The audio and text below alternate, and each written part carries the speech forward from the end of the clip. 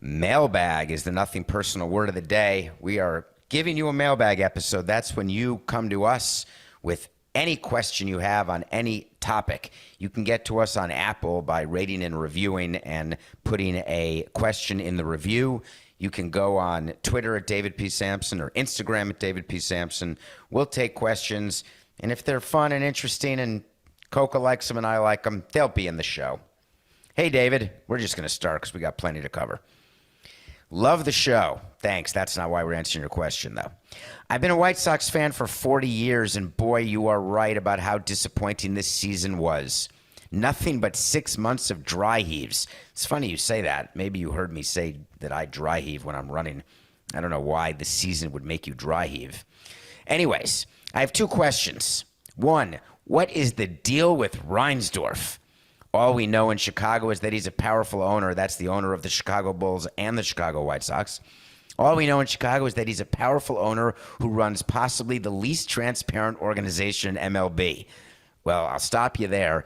The White Sox are far from the least transparent organization in Major League Baseball. Far. You got to go to the West Coast where the weather's 72 and sunny every day.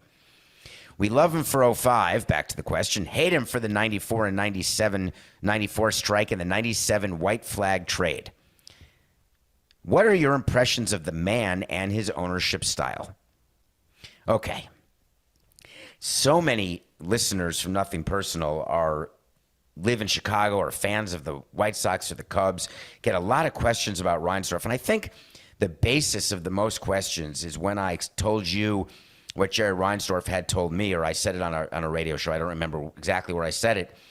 When I first was in the game, and I had known Jerry Reinsdorf for many years, but I was young, and I was a Knick fan, and I knew him as the owner of the Bulls, and he knew me as a crazy, rabid heckler. And he recognized when I was going to become executive vice president of the Expos and be a part of the Expos organization. And there was a time that he told me in a very matter-of-fact way that the smartest way to operate is to finish in second place every year, because then your fans have hope because you're so close to first place and you don't blow your wad. That's not exactly the words he used, by winning it all, and then it's disappointment from then on if you don't repeat, because fans, for whatever reason, expect you to win the World Series every single year. And I went public with that because it was an interesting thought, and I thought about that during the course of my career, and I understood the nuance of what he was saying, and people misunderstood. He was not tanking every year to finish in second place. He's trying to win his division, trying to get into the playoffs, trying to win a World Series, would love to have as many World Series as his Bulls team have championships. He has 6 rings, one for the thumb, the other thumb just from the Bulls.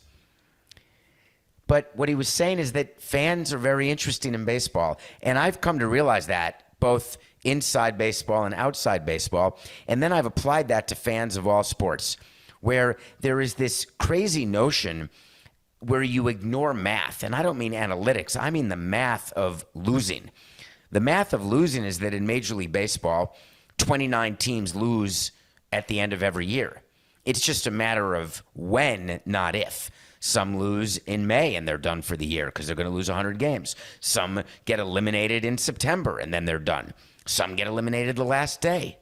Some make the playoffs and lose in the first round. Division Series, LCS, or most recently the Phillies in the World Series. What's the exact difference between the Phillies and the Marlins? Phillies finished in 3rd in the NL East. Marlins finished in 4th in the NL East. You could yell and scream and say the Phillies won the pennant. That's everything. But at the end of the day, what owners are looking for and what fans are looking for, rings, parades, championship runs. If you ask Philly fans right now, they would say, hey, great year, but. If you ask the front office of the Phillies, they would say great year, and. And meaning we were 2 wins away, and meaning we're in position to compete again next year. The but that the fans say is great season, but we didn't go all the way. So Jerry Reinsdorf is the type of owner. Let me go back a little bit to give you some insight into what he was like when Bud Selig was commissioner. Bud Selig and Jerry Reinsdorf, very close friends, and live in Phoenix together, or have a place in Phoenix, as well as Chicago/Milwaukee. And Bud Selig ran the league. He had a very tight-knit insider group of owners, one of whom was Jerry Reinsdorf. Because remember, Bud Selig was an owner to start. And when Bud Selig became interim commissioner after the owners did a coup and fired Fay Vincent, they brought in one of their own as interim because they knew that he would do what Fay Vincent was not doing, which is represent the interests of owners. Hard stop. And that's what Bud Selig did for many, many years. And he ruled with an iron fist to those of us not in his inner circle, and in a very collaborative way to those in the inner circle. So Jerry Reinsdorf was someone who had a tremendous amount of power in terms of league matters. One of the driving forces behind his raison d'etre is the way that Mets fans feel about the Yankees. That's the way White Sox fans feel about the Cubs. They feel as though the Cubs are the team of Chicago and that they are the ugly stepchild of the Cubs, just like Mets fans feel like they're the ugly stepchild of the Yankees. Maybe not anymore with Steve Cohen, but be that as it may. So when you have that syndrome where you feel as though that you have to defend yourself all the time, you feel as though you don't get the credit that you should get for the things that you do, whether it was opening a new stadium. At one time it was called U.S. Cellular Field, and I'm completely blanking right now, Coca, what it's called now, but it's definitely not there, not that. And it was one of the newer stadiums to open, which means it's one of the oldest stadiums now. And, Guaranteed Rate Field. It's so unreal that I cannot keep track of what these ballparks are named now. I used to know all of those. So Jerry Reinsdorf had accomplished a lot as a White Sox owner. He had increased the value of his team, but one thing he was never able to do was win it all. About 17 years ago in 2005, he won the World Series with Ozzie Guillen as his manager. And when he won the World Series, everything changed with him because he had wanted it so badly. If you ask Jerry, he would tell you he's a far bigger baseball fan than a basketball fan. He wanted to win a World Series even more than he wanted to win an NBA championship. He wanted to win a World Series even less than he wanted to win the 6th NBA championship. When you win 6 NBA championships, you're in a different echelon. When you win one, you won a championship. It's hard to do, but it doesn't make you one of the greatest of all time. In his mind, winning the World Series, whether you win 1, 3, 5, 7, getting the 1 is the thing. So after 2005, he had a pretty big switch in terms of the way he thought about running the White Sox and the decisions he was making. Because the strange thing about one, while it's everything, you get this feeling inside you that you want to, it's like a drug where you want to feel it again. And what happens over time when you don't win it, whether it's 1 year, 3 years, 5 years, 7 years, over time, that feeling of chasing tends to go away. And that's when you have a chance to get good again. I made the mistake after a World Series win to chase it not for 1 year, but for 14 years. And that led to bad decisions. That led to no winning because you're acting in a way that is not productive for your franchise to have stability and to have long-term winning, regardless of payroll.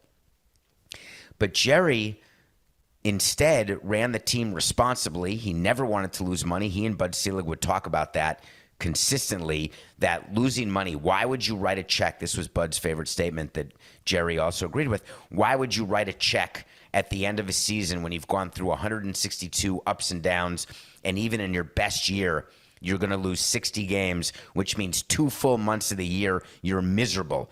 Now, he was transferring his feelings onto every other owner because Bud Selig hated to lose.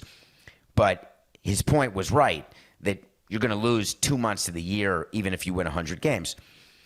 But what Jerry decided to do as the years passed and as he was getting older, and this is both a reflection of morality, it's a reflection of desperation, it's a reflection of trying something different because what you've been doing has not been working. Because the White Sox went through a stage where they were having a hard time deciding what path to take. Then they started with getting tremendously good international players. They had a good pitching staff. Remember, they had Chris Sale. They had all these interesting players.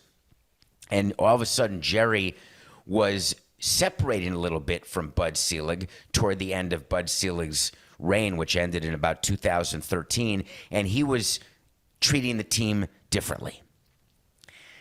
Then something happened in baseball that changed Jerry forever. He took a position when Rob Manfred was running for commissioner against Rob Manfred. He wanted the ABR candidate. The ABR candidate is the anyone but Rob. And Jerry spent a lot of time during the years leading up to Bud leaving and retiring and Rob being named commissioner. He spent a lot of time lobbying against Rob, making sure Rob wouldn't get it, collecting votes, throwing his weight around. And the reason he felt he could do that is Jerry had been empowered under Bud, had been in that circle. And when you're one of the cool kids, you don't want the head cool kid to disappear, because if there's a new cool kid, you may not be in the cool group anymore. And it was pretty clear from the beginning that Rob was not going to include Jerry in his circle of cool kids. And this isn't the first time that Jerry had this feeling, but it's the first time that he lost. So I want to explain what that means, just so you can even get more perspective on what Jerry's tenure's been like. There was a guy named Jeff Morad, who was an agent who was trying to buy the San Diego Padres, made it all the way to the owners' meeting, was ready to get approved, and Jerry Reinsdorf led the insurrection to make sure, I don't want to use that word, especially after last January 6th. He led the revolt against Jeff Morad getting the votes necessary, and he collected enough votes to block that a vote was actually taken. The vote was not actually taken because Jeff Morad was not going to win. He didn't have the required 23 votes to be an owner, and Jerry had led that. So he was empowered in a way that he felt if he didn't want Rob as commissioner, he was going to succeed. When he didn't succeed at stopping Rob from being commissioner, that was the beginning of his slide into Tony La Russa. What a slide into Tony La Russa means is that he was getting older, he was less powerful, he was not in the in crowd in baseball. And what you do when you're feeling yourself getting older and feeling those things, you tend to want to surround yourselves with people who love you, with people who make you, remind you of when you were young, people who will be appreciative and genuflect in your general direction. And Jerry didn't used to run his teams like that. That's how Tony La Russa got hired. Because Jerry Reinsdorf, not Kenny Williams, not Rick Hahn, Jerry Reinsdorf wanted Tony La Russa to be the manager of that team. And so there was really, the interview process was a sham. There was nothing going on other than Tony getting hired. And Jerry Reinsdorf, unlike how he would have been in the past, didn't recognize the truth that Tony La Russa was ruining his team, because he didn't want to recognize it, because he didn't care. And the reason he didn't care is he was so happy to have gone full circle with Tony. All that went away when Tony got sick, and they've obviously moved past Tony La Russa and have a new manager coming up. So Jerry's ownership style has changed over time because he's owned the team for so long.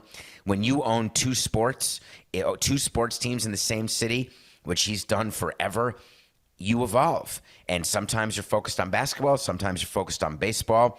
You're always focused on making sure that both of your teams in your city are taken care of. But my overall impression of Jerry Reinsdorf is he's a great family man. He's incredibly charitable. He's incredibly learned. And he'll look back on his life, and his legacy will forever be tied to Michael Jordan and the Bulls, way more so than Ozzie Guillen and the White Sox. And he tried for so long to change that narrative and have the legacy focused more on the White Sox. But when you look back, and this is the most morbid way to do it, but think about someone's, and I've talked to you about on this show about obituaries. What do you think the lead, and I hope Jerry Reinsdorf never passes away, but life is life, and it's going to happen. What will be the lead of his obituary? It's Jerry Reinsdorf, owner of the 6-time world champion Chicago Bulls. And the 2005 World Series champion Chicago White Sox. The Bulls will be mentioned first. He very much would rather have had the White Sox mentioned first, but there just wasn't enough winning.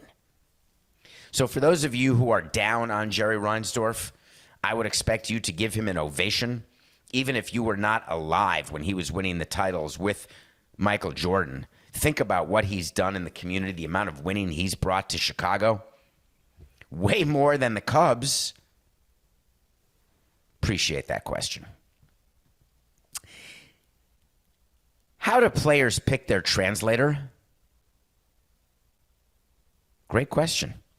Sort of out of nowhere, but I think that whoever asked this question may have been watching the World Series a couple days ago, and at the end of the game, Yordan Alvarez who hit that 3-run home run that basically won the World Series. It certainly won Game 6 for them, although the add-on run was pretty important too, as you may recall.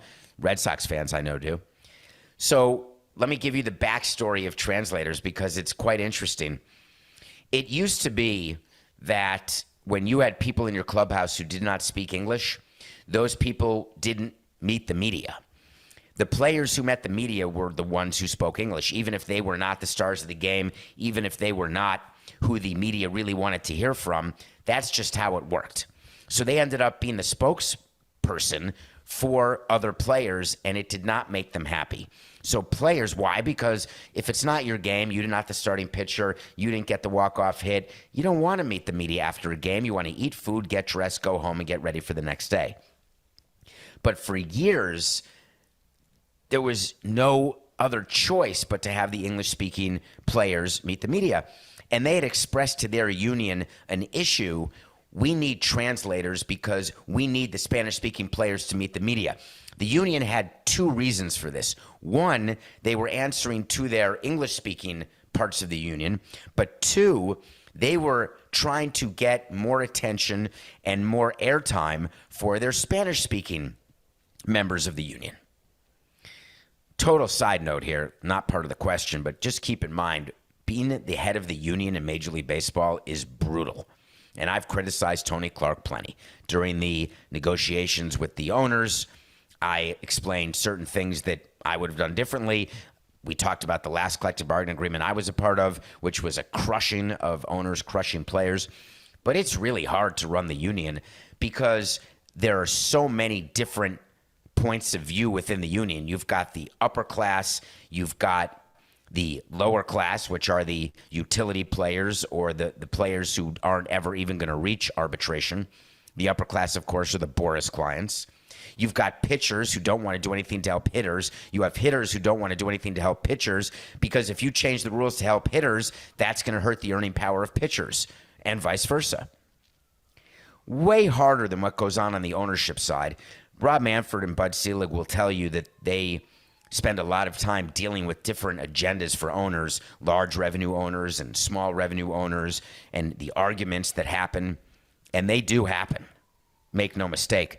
One of the reasons John Henry is not a popular owner in commissioner's office is that he went from a small revenue team with the Marlins, where he would argue on behalf of small revenue teams in a very, very smart way.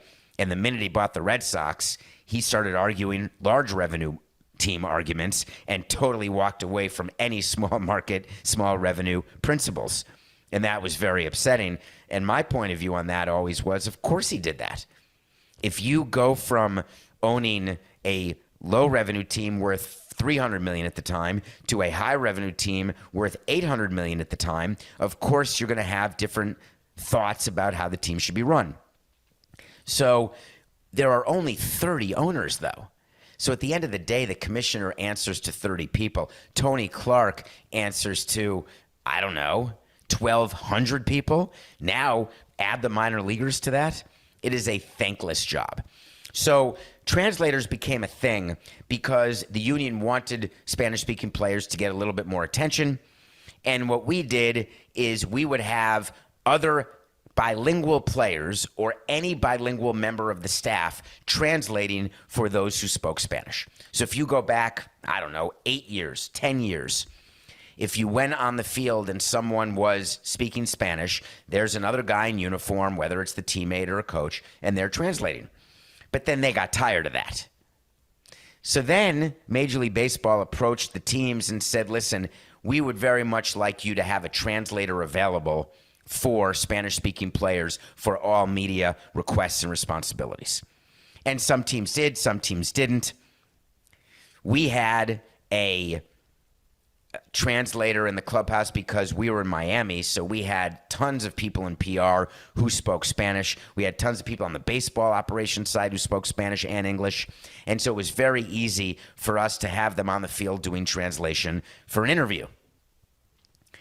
Then, as part of the collective bargaining agreement in 2013 maybe, or 2016, the rule was changed that every team will employ a translator.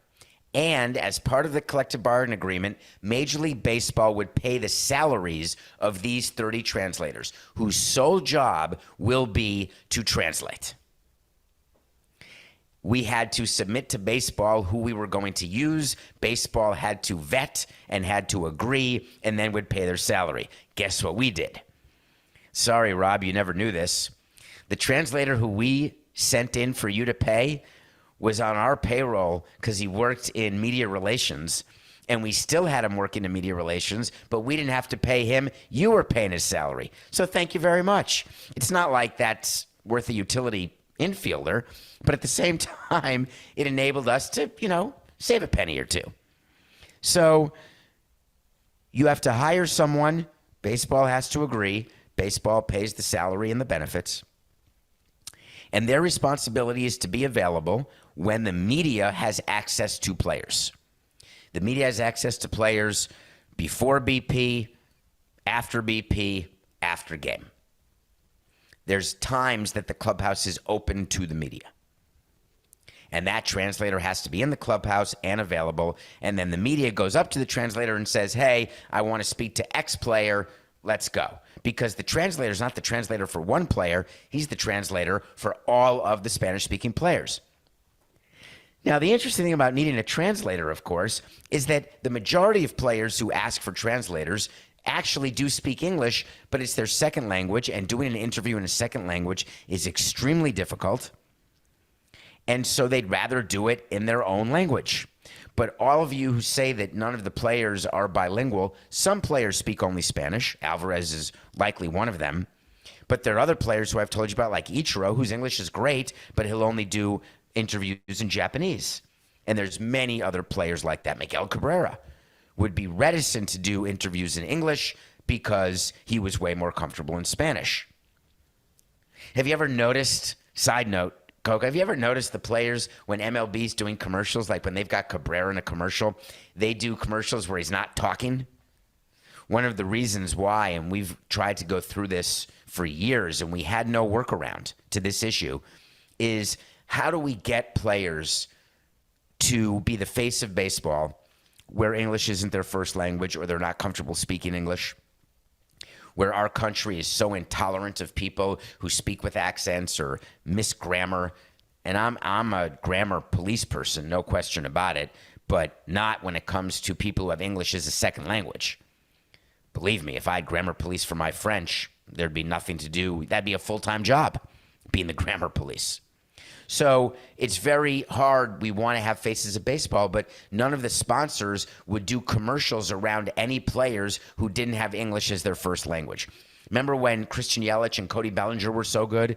They had won MVP back-to-back years, and they were going to be the face of baseball until, for whatever reason, they're both not as good as they used to be. They were doing commercials left and right. Aaron Judge does commercials. You're not going to see Yordan Alvarez doing commercials in the U.S. No matter how popular he became during this World Series, it's just not going to happen. So the players have no say over who their translator is unless it is pre-negotiated with them in their contract. And the only time I've ever seen that happen is with Japanese players, where a translator has to be hired by the team, paid for by the team, and that translator is responsible solely for that Japanese player. For the Spanish-speaking players, they do not get that. I would never have agreed in anybody's contract Yordan Alvarez, I don't care who you are, where we would pay to have a Spanish translator for specifically one player. Never going to happen. It would be such a terrible precedent. We'd be fine, and we did with Japanese players, but never, never with Spanish players. So that is how translators end up with players. Players really have nothing to do with it. Okay. David, I'm in the Bay Area, and I know how bad attendance is for the A's, so I wonder if that alone has a lot to do with the capacity of this new stadium that is being contemplated, or if there's other reasons behind it. What reasons are there for teams to simply plan on building smaller ballparks instead of trying to build mammoth venues like Dodger Stadium or Coors Field? Great question. I've never heard Dodger Stadium and Coors Field put in the same sentence. Dodger Stadium is 1,000 years old. Coors Field is a new ballpark. The reason Coors Field, and they've tried to and have successfully lowered capacity since it opened, they played when they got their expansion franchise in Coca 1998. Is that when the Rockies? No, the Rockies started with the Marlins in 93, I think was their first year. And then it was the Rays and the Diamondbacks who started second. In any case, whenever it was in the 90s. Before Coors Field was built, they played where the Broncos played in Mile High Stadium.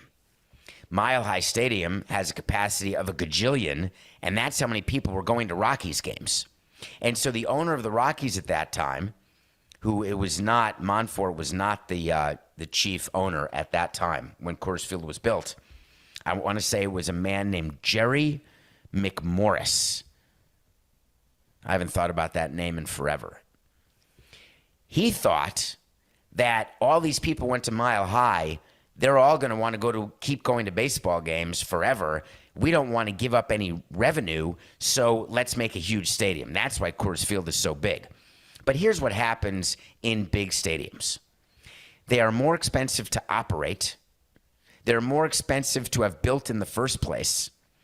And the seats that make it bigger are generally not premium seats, which makes your average ticket price go lower, which means your return on investment for those extra seats is more difficult to explain. Because the bigger the stadium, the bigger the footprint. The bigger the footprint, the more land. The bigger the stadium, the more concession stands. The more infrastructure that you need around the stadium, the more parking that you need. The more public transportation, the more ingress and egress issues. All sorts of issues happen in a sold-out large stadium. For those of you who go to football games at MetLife in New York or a pro player in Miami, and you're sitting in the parking lot for 60 large after a game, you understand what I mean. Now, sitting in a parking lot leaving a football game where you go to 8 games a year, every other year 9 under the new 17-game schedule, you may have a different mentality than if it's Tuesday night at 11 p.m. But owners weren't thinking that when they were building these larger capacity stadiums. They were far more focused on revenue. But they hadn't done the math properly. And as the years passed, it became very clear that the juice was not worth the squeeze. Not only because the return on investment for those seats didn't exist, but also attendance was going down. Under Bud Selig, attendance went up every year, and I've told you that it was all faked. The commissioner gave money to teams to buy dollar tickets to give away and count that as paid attendance. Sometimes just gave made-up numbers like I used to do. But in actuality, average ticket price was going down, attendance was going down, and so therefore gate revenue was not growing the way everyone had anticipated. So as newer ballparks were being built, newer than Coors Field, the thought was, let's create a supply and demand issue. Let's build smaller ballparks and make sure we keep the average ticket price higher, and we will get the same, if not more, revenue because of the scarcity of supply. Major League Baseball used to fight that. The way it works in baseball is that baseball has to approve your stadium plan. They approve your capacity. They approve everything. The reason why Major League Baseball wanted large stadiums and was very good with large stadiums is because of October. Major League Baseball derives a lot of revenue, both on the national level that gets split with 30 teams, but also revenue to help it operate as a head office of a league. There are hundreds of employees.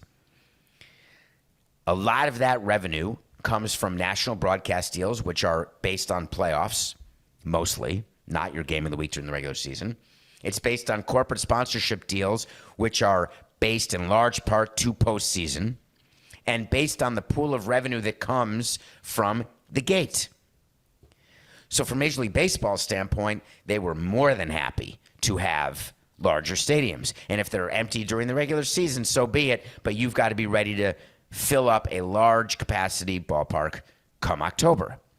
But eventually, owners working in conjunction with public authorities and using public money realized that they had footprint issues, they had cost of construction issues, they had demand issues because attendance was not what it used to be, and they had ROI issues. And so what they did is they started making the stadium smaller. When we were putting Marlins Park together, we went from a 70,000 seat pro player down to 38,000 at Marlins Park. If I had known then what I know now, I would have made the stadium 20,000, and I'm not sure it would have been approved. Think about this concept. Basketball teams, the NBA, your favorite team, the Warriors, the Heat, take whatever team you want, just not the Nets. The Knicks. The capacity for Madison Square Garden, 19,763 for 41 home games. Marlins Park, 38,000. That's twice the size of the Garden with twice the number of games. What about that makes sense to you? I'm asking for a friend.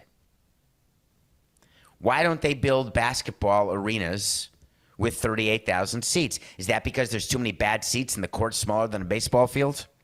And so people wouldn't pay? No. I always used to say when people made fun of Marlins attendance, and I mean the real Marlins attendance, not the stuff I made up, that even real, we outdrew the Heat and the Dolphins. Of course, we had to play twice the number of games as the Heat and 10 times the number of games as the Dolphins. But what's the difference? Fannies are fannies. We had twice the number of fannies in our seats. Why wouldn't that be worth more to a sponsor? Why isn't that worth our ability to have the same gate revenue as the Heat and the Dolphins? It never worked that way because we were not able to charge prices because seats that are in the outfield or down the line, the view is those aren't good seats. Well, why isn't that the same as the seats in a 38,000 seat arena where you're watching a basketball team? So given that we weren't allowed to build a 20,000 seat stadium, we went with 38, as I said, hoping for a demand and supply issue. So that is the main reason. It really is not about only bad attendance. It's about what your revenue will be, what you can charge for tickets. You do all of these studies that talk about which areas you can charge what, where your premium seats are, and the cost of building out premium seats. It's not just the prefabricated concrete where you shove a seat in. It's the difference in concession stands, how food is delivered, how people are maneuvering in and out of certain areas. It's just far more expensive. So that is why teams now are all focused on smaller stadia, not just for attendance, but for all the other reasons we just discussed. Okay. As a team president, how did you balance when to get involved with the players and staff versus when to hold back? And how did that evolve throughout your career? That's a great question. This one I spent quite a bit of time thinking about. First, let me tell you what I took your question to mean. You asked, how did I balance getting involved with the players and staff? What I assumed you meant is, how did I get involved on who would be hired and fired at what level in the front office? How did I get involved on who would be signed or released on the player side? How did I get involved in who would play versus who wouldn't play, people who were traded versus not traded? That is what I took it to mean. And balancing it is one of the great tricks of any leader and has nothing to do with leading a baseball team. You can lead a family. You can lead a workplace where you've got one person working for you. You can lead a company with 1,000 employees, 5,000 employees, or 1,000,000 employees. If you are the leader, and that was my role, I only reported to one person, the owner of the team. Everybody else, in some way, shape, or form, whether it was 3 layers up or 1 layer up, reported directly to me. The higher you get in an organization, the fewer operational obligations you actually have. Your job as a C-suite level employee, as a CEO, as a president, is you are a referee, you are a problem solver, you are a macro thinker, a long-term solution thinker, an organizational direction leader, and the public face of the franchise or of your company in many instances. That is the overwhelming majority of what my job was. But on the other hand, there were plenty of things that I would get involved in, and I used to determine it by money and by knowledge. I'm wondering if I should have done it the other way and done knowledge and then money, but it was always money and then knowledge. The overarching concern that I would have that would sway the balance on the seesaw one way or the other was the public nature of the decision that was being made by people who worked with me or under me, but I say with because it really is with. There are a million things that go on during the course of a day in your team that is not going to be covered by the media. This is pre-social media, so the balance would be far different today. Running a team today, I'm way more worried about way more things because everything is subject to become public in an instant. But that was one of the issues that I thought about when deciding when to get involved and when not to. What's the likelihood of any public discourse on this subject? Then I went to money. How much money is at stake with this decision? So as an example, with our director of international operations, his job is to sign players. You saw a lot of that during the World Series. There was a lot of graphics put on the board where all these great players for the Astros were signed for $10,000 or $50,000. I never got involved in any of those signings. I never got involved with any signings of minor league free agents who were brought in every year to fill in spots in all the minor league teams. I never got involved in lower level draft picks where you sign them for $1,000 or $5,000 or $10,000. But a first round pick, I'm looking at video. That's why knowledge came in third. Knowledge should have come in second, which is why am I going to get involved in a first round pick? I can't look at a video. I didn't go scout them. There are team presidents who go and visit minor amateur players, but they don't know how to scout the amateur players. They just pretend they do. Gives them an excuse, I guess, to go to a high school game in California. So money with the first round pick is in the millions. I'm going to be involved in who's on the board, who's eligible to be taken, but my input was more based on who's the agent and what is the negotiation looking like, because I'm going to be involved in that negotiation. Free agent players, whether it was Saltalamacchia, Buck, Bell, Reyes. I was trying to name all the worst signings. Reyes is not a bad signing. I love you, John Buck, but we overpaid. You know that. You got the extra year. Salty, I can't even talk about.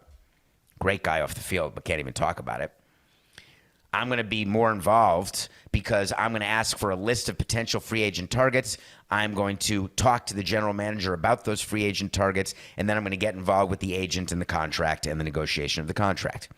If there is a one-year deal that is being signed, which happened a lot every year, Ross Glode, Wes Helms, Jeff Baker, all of the guys who are brought in for utility guys, or they're brought in, if they make the team, they get $1 million.